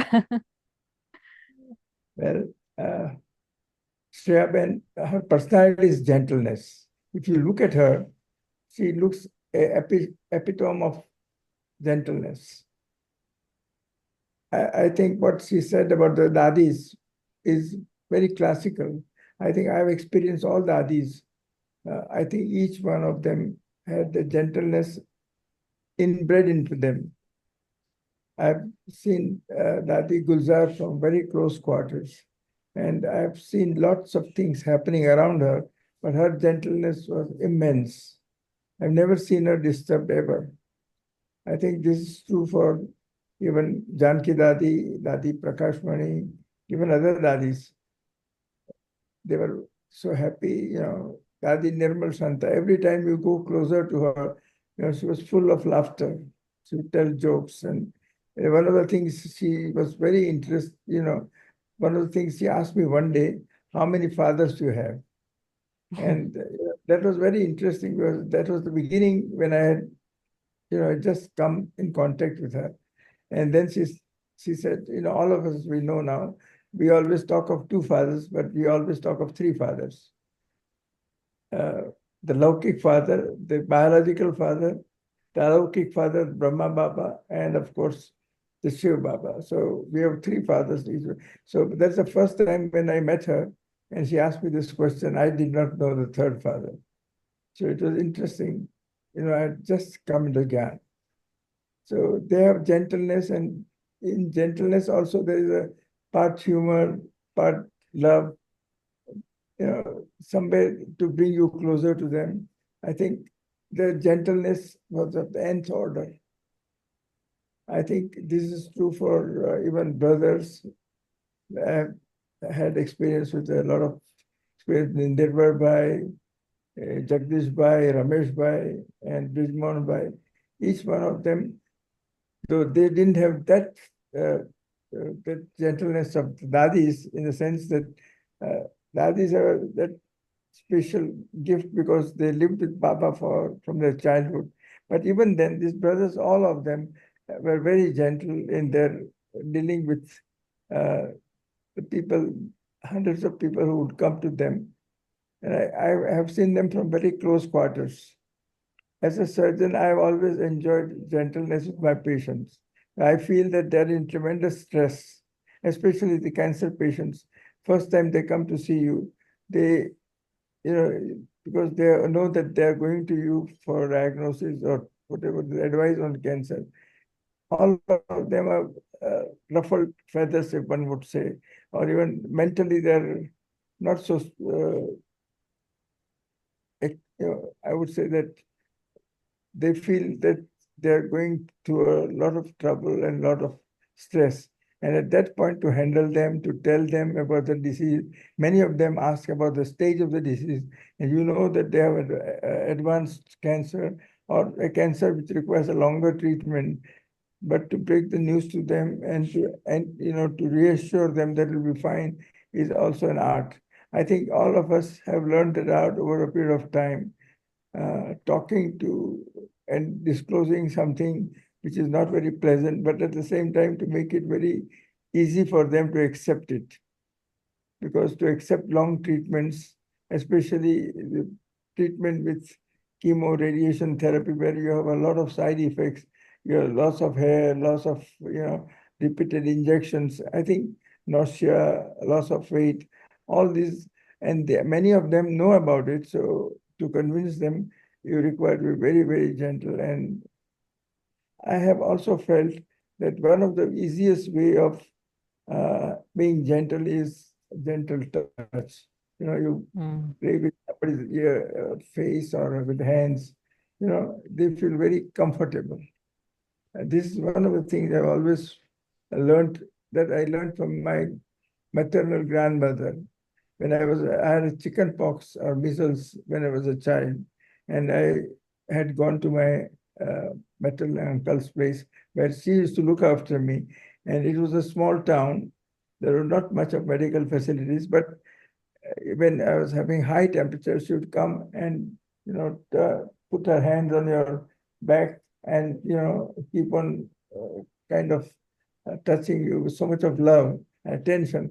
I think this is the gentleness of the nth order that touches the inner core of your being. So I think gentleness is also in the vision, in all of our what we call the eyes, the touch, the way we talk to them. I think that's very important. Even to look at a person with so much of love and care, I think gentleness is something that many of us learn over a period of time if you are in a profession. Our profession is one where you need to be gentle, you need to be kind, you need to be very sympathetic. At the same time, giving a lot of love and care to them. So I think gentleness has many, many aspects in terms of medical practice. Even in normal life, what you said something which is very interesting about Baba, that we know that there were people, in the yajna, there were some people who had mental problem, or they were not intelligent enough, and Baba used to handle that. I don't remember his name now, but the one who used to do the murlis, he was given a job of packing the murlis and mailing it. For years together, he used to do this, and that was a mechanical thing, but that's how you handle the people with a lesser intellect for whatever reason. All of us are gifted by the God. Some of us have probably little more intelligence. Some people have lesser intelligence. But the people with lesser intelligence, you should treat with a lot of care. This is what we learn even in life. The people who work for us. In India, we have still the, privilege of having somebody to cook for you, to look after you, your home, cleanliness and driver and all that. I think all of them require a lot of gentleness, when we deal with them. And I think this is what I always have a great appreciation for the people who work for us, especially even in the hospital, the people who do the jobs like carrying the patients or looking after the operating rooms. These are the people on whom we depend so heavily, and we must be loving and respectful to them and gentle to them. I think gentleness is a key word in life. If I think one of the qualities we must all learn and practice is gentleness. Thank you very much for giving me this opportunity of talking to Shreya Ben. But Shreya Ben is the epitome of gentleness, and I think you picked the right person. So also is Deepa Ben, very, very gentle. She was the one, the center in which I used to go regularly. Thank you, Manoj Bhai, for giving me this chance. Thank you. Shanti, good morning from Vancouver to you. I know you are in the evening. Actually, Dr. Mehta, you are also very gentle. So, Yeah. so Shreya is very Very gentle, but gentle. you also are very gentle. And this was kind of a, yes, when we are treating patients, sometimes they have something that we have to tell them, but we have to remember, like you said, the sticker, they are suffering something and behind. And not only with a patient, but also when we are treating, talk with anyone. I saw, like you said, I saw one time someone be very rude to Daddy Prakashmani, and another time I saw with Daddy Junk as well. And I learned, I was just watching them as a detached observer. And then just I learned with them how to that time they were just, stable. And then, but sometimes people do not like if we do not answer anything because they are very being rude and talk and they want us to say something. So that is a kind of a art that we have to learn how to still keep our stability when we are dealing with this problem. And that's what I like and also see because Dr. Prashant, he always talk about being the invisible one. So the other one is suffering from something. And that's why we need to, that part, we need to bring the soul is suffering. And that's why he or she is talking like that. So it's an art, actually. It's an art that we have developed this art more and more. And then slowly, slowly that art comes and then we can use it. So I like to see those points. And then also whilst you are talking, I was remember and then think, first of all, do not be influenced by when they are doing that. Be still gentle no matter what happened in front. Because sometimes we are going through very difficult times and the other ones do not understand that we are going through some difficult times. It's still not gentle with us. So, because we all have difficult times, who does have, no? I just went through a long period of difficult times and not everyone was gentle those times. So we know that, but we just have to accept and say, okay, the soul do not understand.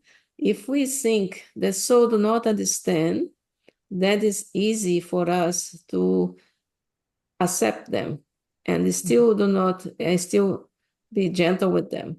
And even if we do not talk, just be quiet. Just because I saw how the daddies, they were just quiet. And then the soul, they let the soul like vomiting everything they have out, out, out, those feelings. And then after that, they become quiet. So yes, this is an art, and I quite like when you are talking about those points because it is important. So I like to ask you one question, Sister Shreya.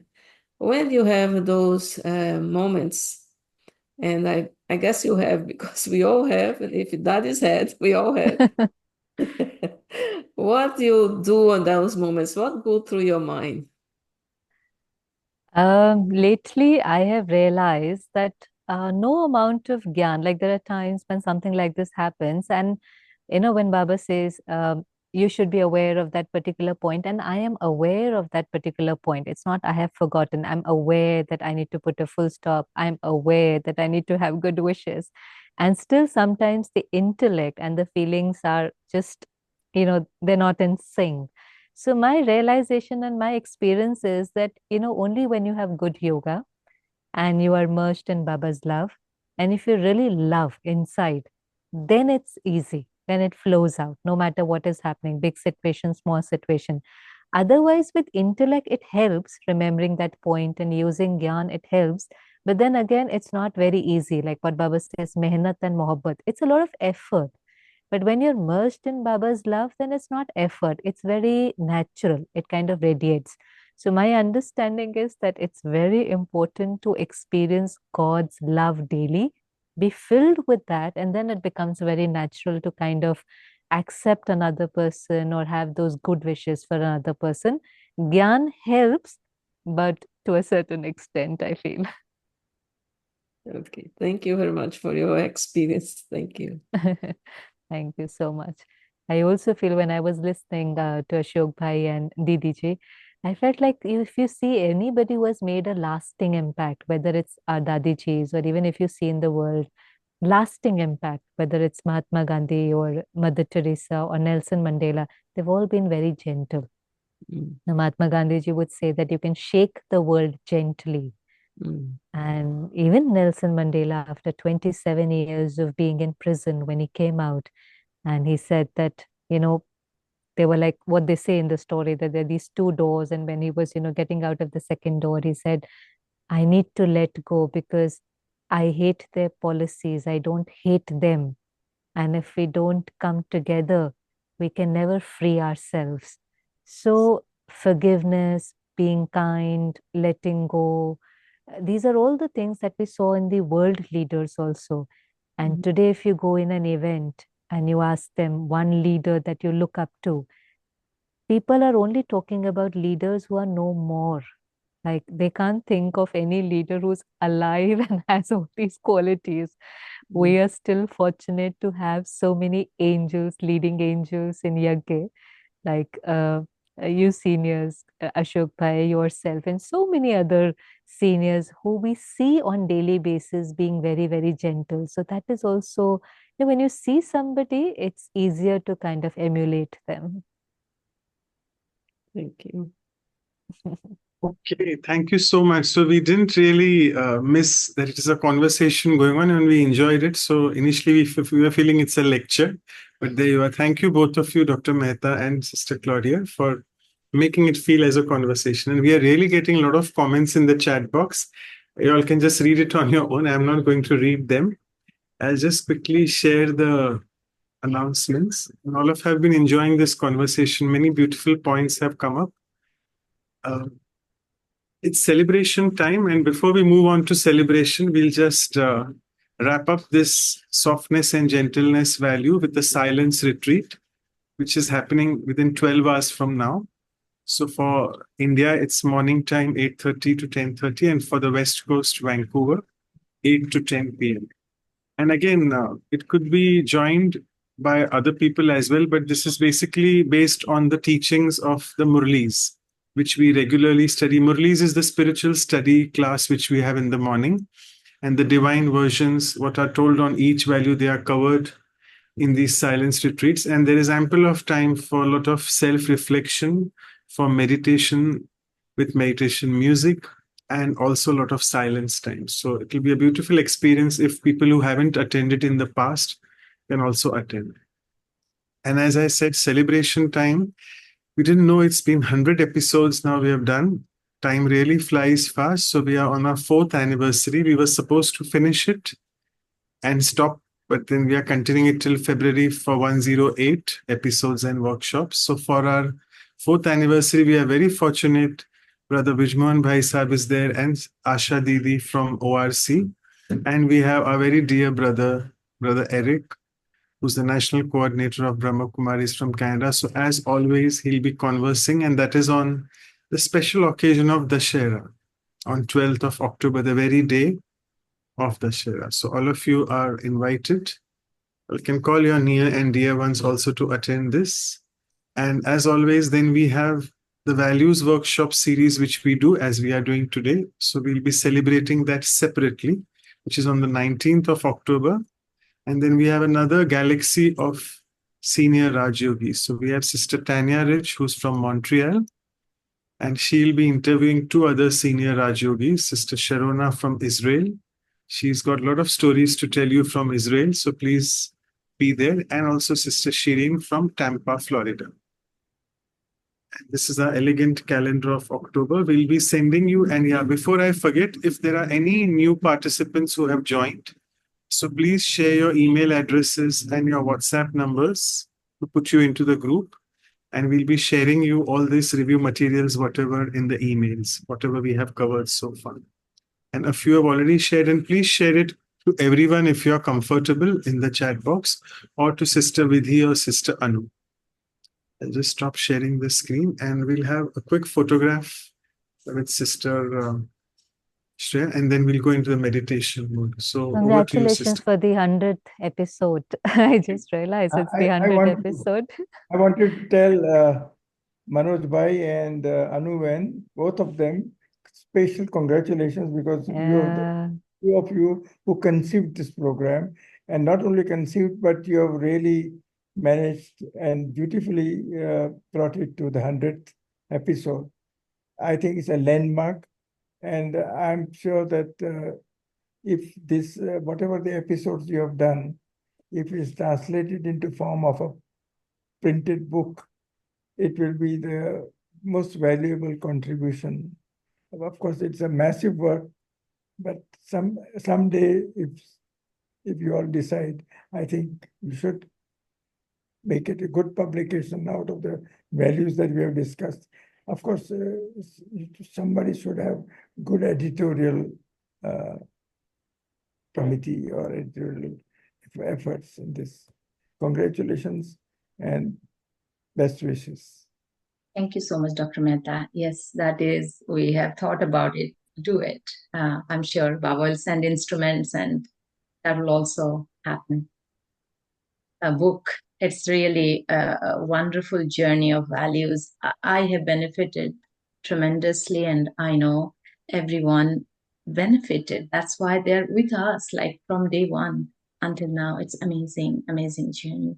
And thank you to all the seniors, yourself, Sister Claudia, for being there always with us and supporting this journey.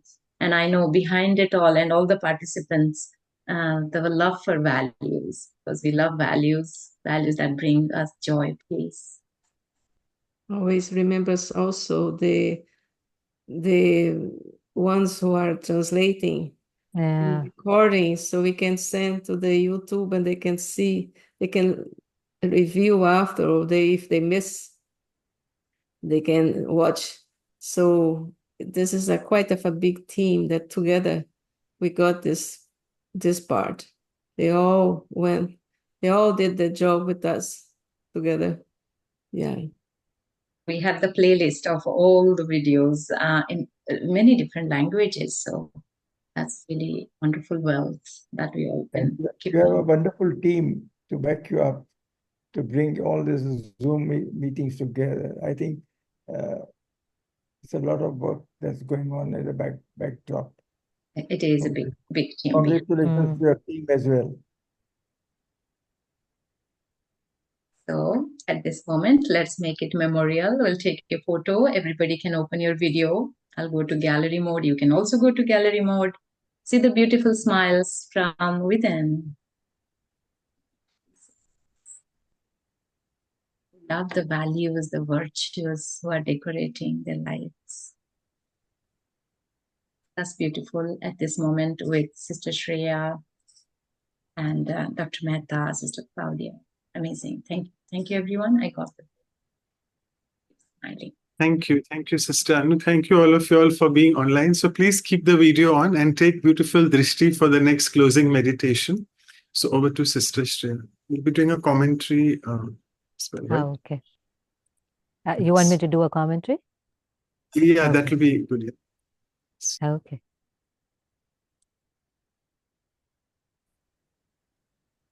So for a few moments, detach yourself from everything and come into the awareness that I'm a pure being of light. I am the chosen one.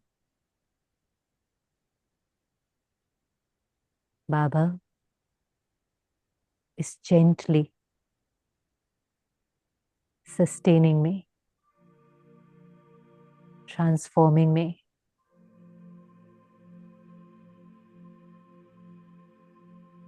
It's Baba's love that allows me to keep progressing.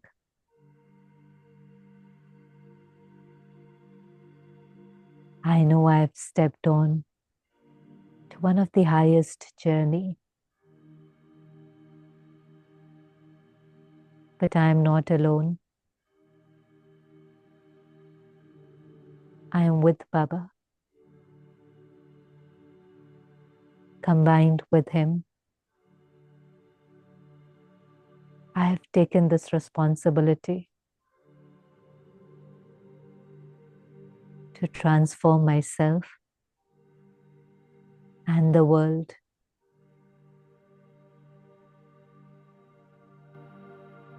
How fortunate I am. My life has changed. There is no more blaming or complaining. But now I know that everything is perfect.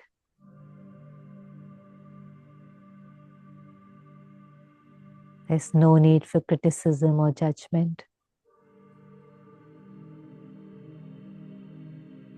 But complete acceptance of drama.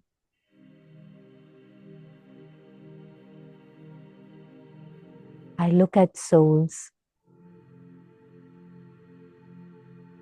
with compassion and love. I now know that everyone has been on a long journey.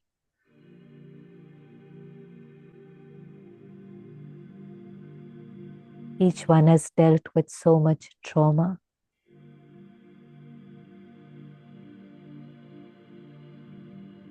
Sometimes they also don't understand themselves.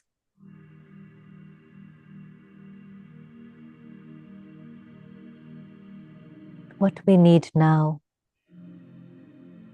is just to be kind. Just be kind. Because we have no idea what other person is going through.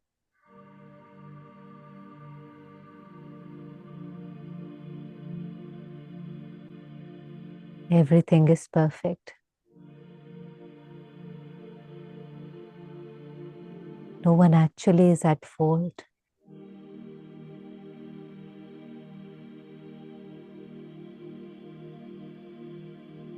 So with this awareness and with love in my heart, combined with Baba, I create this determined thought to be gentle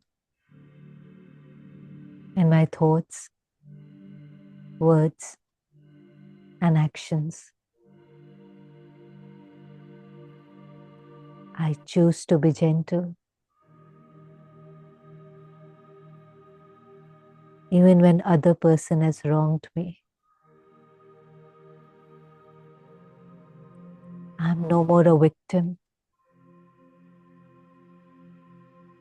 but I choose to respond with kindness.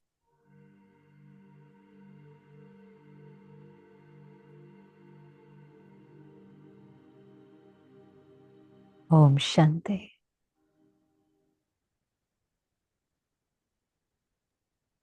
So thank you so much once again, Sister Shreya, for your time with us. Thank you for being with us. Thank you so much. It was wonderful. Thank you. It was wonderful to have you with us today. Thank you. Shanti. Everyone.